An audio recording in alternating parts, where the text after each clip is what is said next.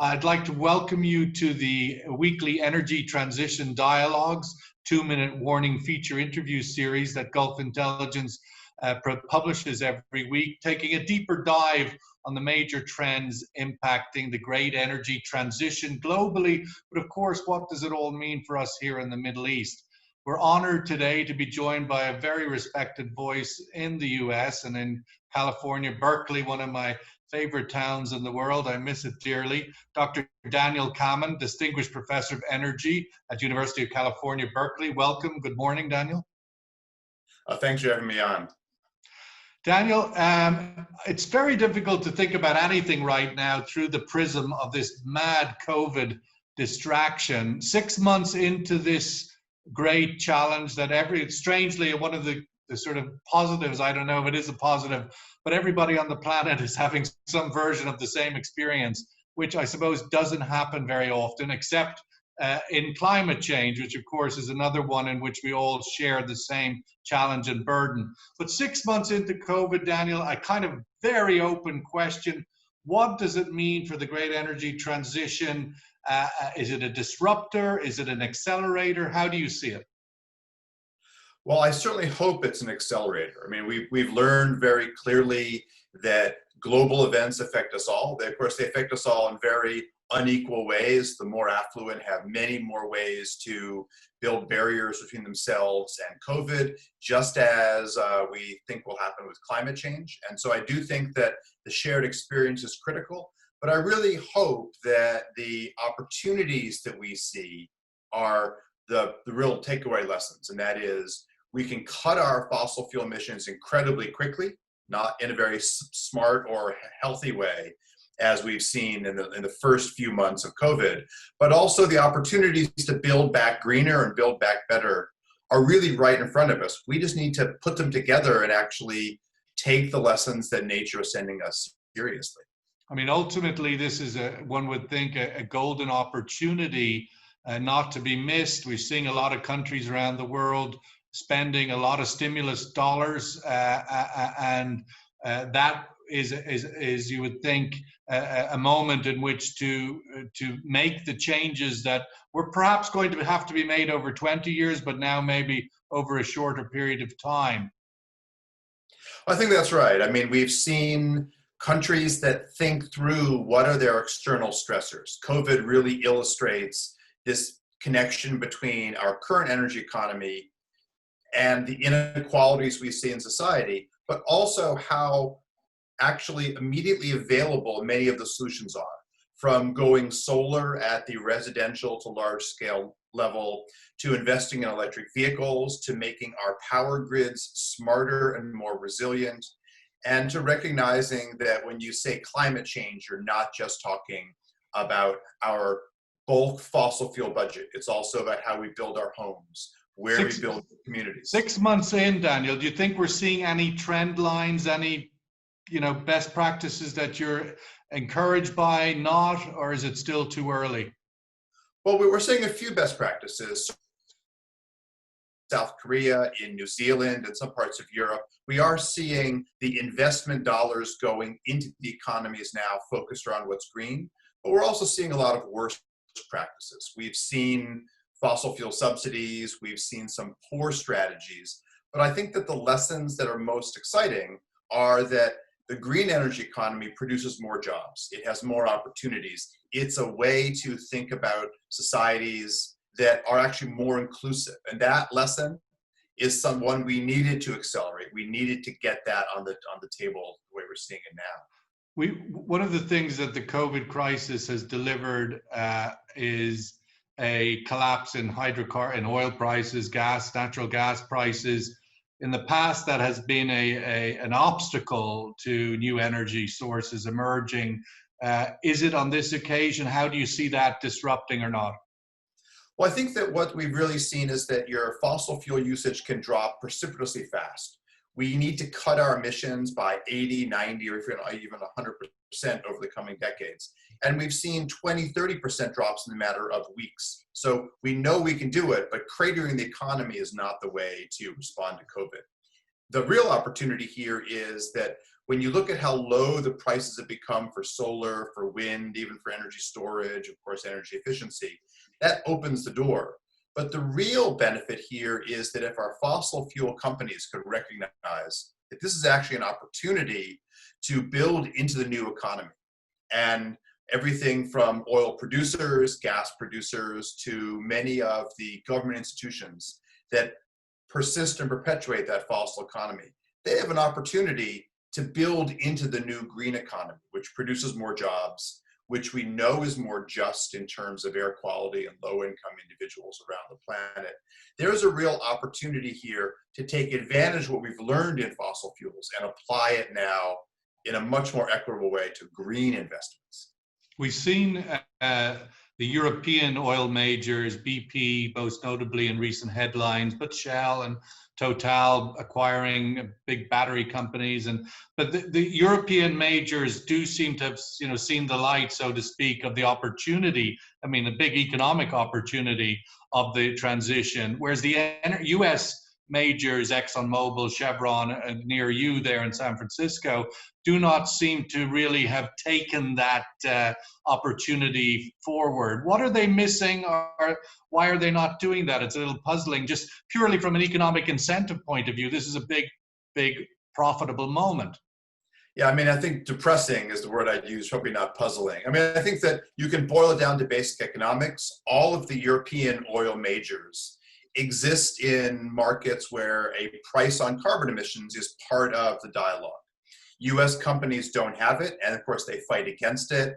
And the world subsidy for fossil fuels is somewhere between $500 billion and $5 trillion a year, depending on how you do the maths about how we put money into persisting our fossil economy.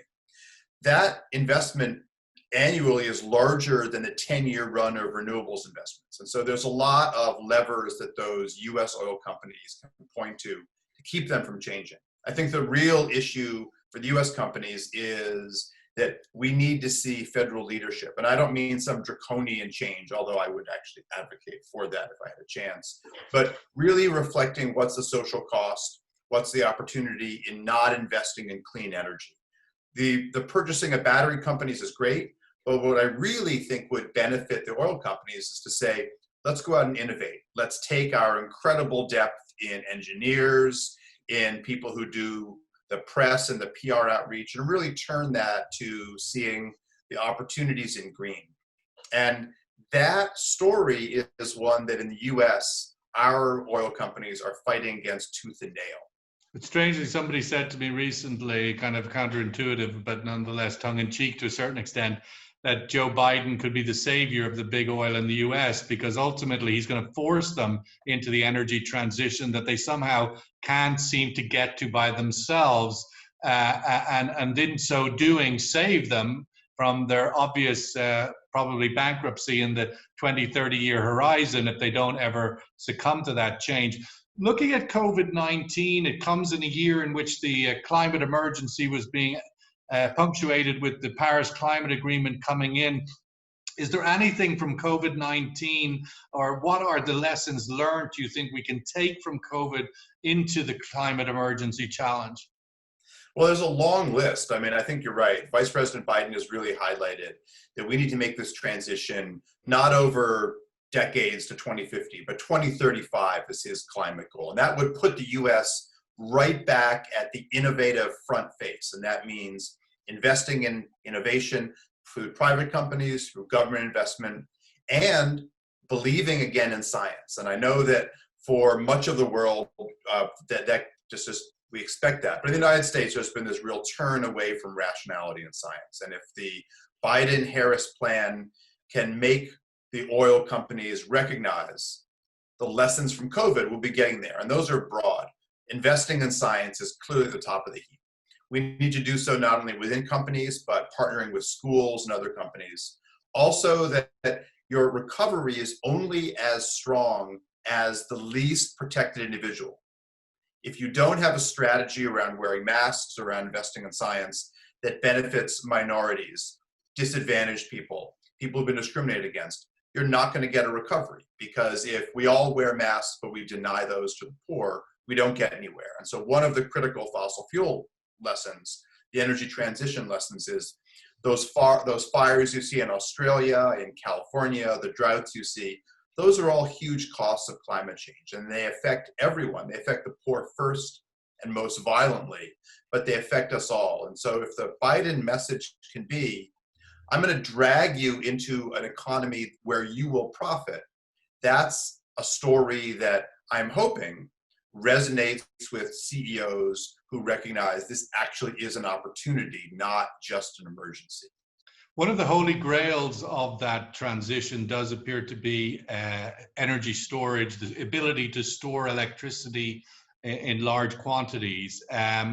Where is that? You're obviously in America. We look to the US as the front end of all of this innovation.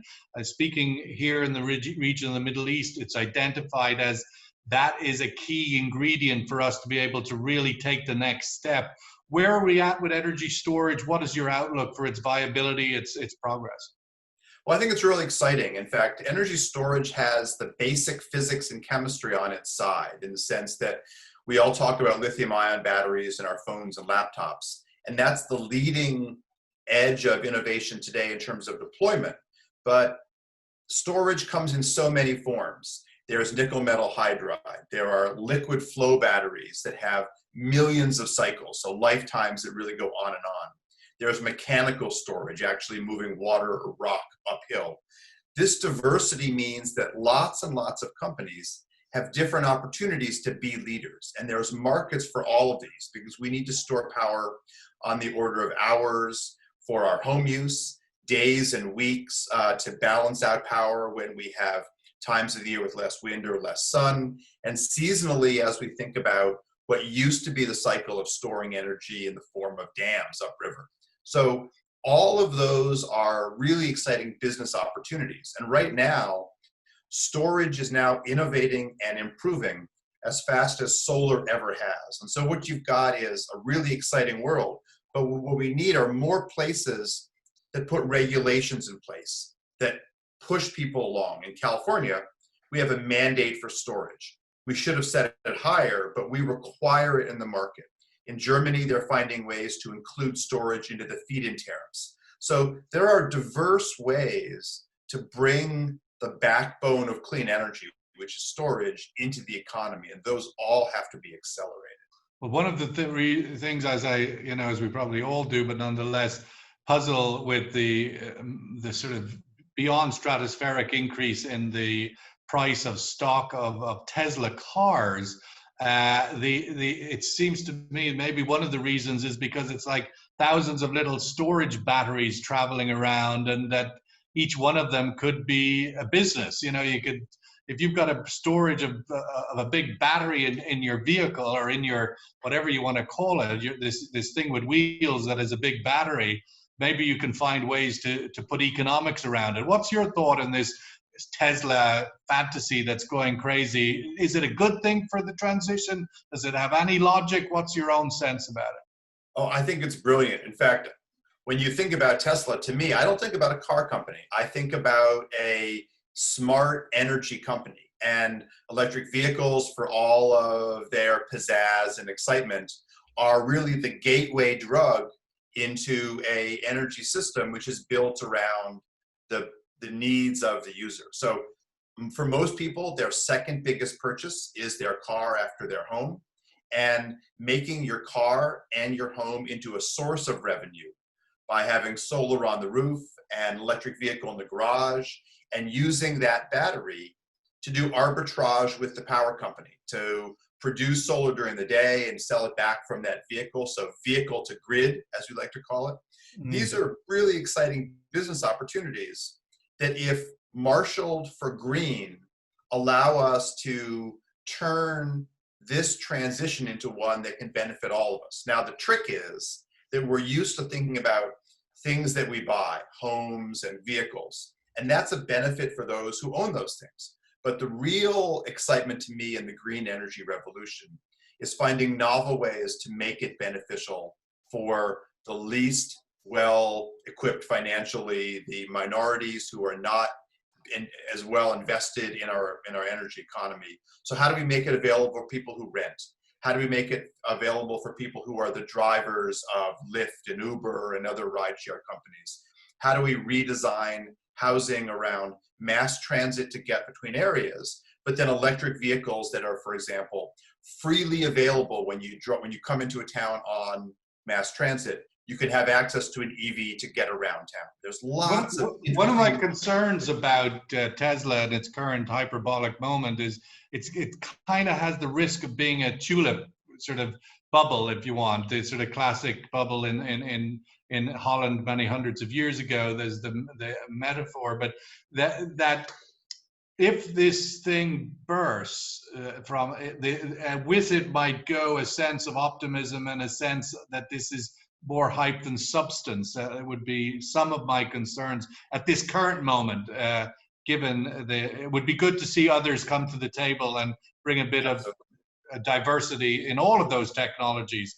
But you talk a lot about the social and energy justice around the new energy transition. Why is that important in the idea that you're only as strong as your weakest link? Well, I think it's important because the battle on climate change has been fought in a very academic, nerdy way for decades. It's been a scientific battle, it's been a political football, but it's not been a social movement. And if you want to see a social movement, it needs to uplift society. And so instead of thinking that climate change is this horrifically hard problem that we're going to beat to death with technology, we need to get everyone behind it. And the way to do that is to make the benefits available for all. So investing in cleaner energy for the members of society that we dispossess, that's a way to turn this into a broader movement, much like the civil rights movement was, where there were benefits for all, even if the struggle was hard. And I think that's really where I see climate change as a horrible monster, but one that if we treat it right, can actually bring out the best in us, way to make societies stronger. Coming back to the idea of the president's election coming up, obviously us and the rest of the world are mere spectators to you citizens of Rome who have the luxury of voting in this election, and hopefully will deliver the result that we all probably want. But nonetheless, God forbid the result doesn't come and we get more of the same. Can the energy transition in America, given you are people like yourself and so many of your peers, innovative, great minds, that there's still an ability for the US and all, not the US as a federal, but all of its states and its cities and all of these innovative, credible people still advancing this agenda? Well, that's a world I certainly don't want to live in, because the damage the US has done to itself over the last 3.5 years, and it's done to the world, has been really catastrophic. In fact, if there was a world climate court, I would argue that we should be the first country brought to task for our irresponsibility. But you're right, even if we don't make the right choice in our November election, which I really have a hard time thinking about, we are seeing enough important movement in California, in New York State, in Washington State, in New Mexico, and Hawaii. We already have a significant number of states that have committed to zero carbon net economies by 2045. Now, the Vice President Biden plan is even more exciting by setting that goal line, the 2-minute drill, if you will, to be 2035. So those places are critical. But I think one thing we've learned is that while individual jurisdictions, states can really take this key step, there's many things in the United States for which we really do need that federal organization. We need to open energy markets. We need to rejoin the global club of nations in being a leader around the Paris Climate Accord. Those are areas where, as much as states like my own, and California is doing a huge amount, we really need those lessons to multiply and to reverberate across the rest of the country. And so we can limp along state by state, but we would be so much more equitable and just and so much better partner if we do this at the national level. Well, that's for sure. Just wrapping up, Doctor, in terms of what's over the horizon that we do not yet see from far away here in the remote outposts, what is some of the new exciting other things? We talked about battery storage. Is there anything else that you're in your labs and other places in your peer group that people are working on? I remember when I lived in San Francisco 25, 30 years ago, I was there because of different personal reasons I won't get into, but ultimately Pilates was everywhere in San Francisco in the early 90s. And everywhere I've gone in the last 30 years, Pilates has followed me. I mean, my point being, you guys have been the inspirational leaders on so many fronts in the new economy and the new living in Silicon Valley and so on. What's over the horizon of the energy transition that you can see and we don't yet? Well, I don't know if you don't see it, but there's a whole bunch of things. One is certainly the hydrogen story, and that while electricity for vehicles makes a huge amount of sense for heavy industry, for shipping, potentially for airplanes, there is a potential next wave around the hydrogen economy. China is already jumping on it, so that's one area where I see a huge amount. And much smarter systems taking advantage of the incredible steady decline in the prices of computing power and sensors opens up the door to do lots and lots of things differently. To make it that homes can now not only just purchase energy, but sell power back, as we talked about with smart vehicles, is another whole area of opportunity.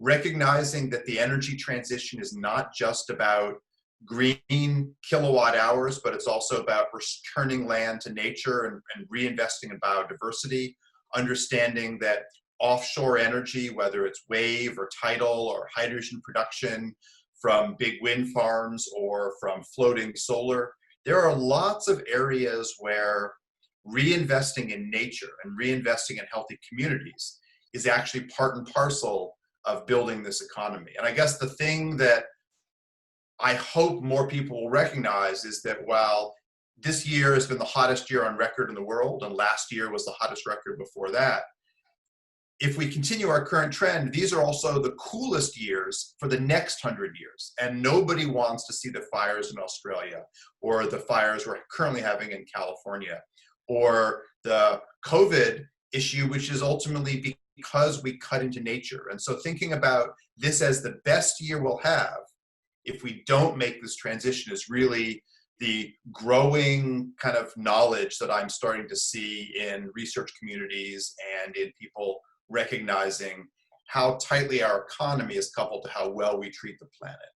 Well, I think that's a lovely place to finish. And also, perhaps, hopefully, one of the gifts of COVID is all of those simple but yet economically powerful things. You can grow a garden. I mean, when you think of what our grandparents were skilled at in domestic gardens and so on, these are skills we all need to relearn.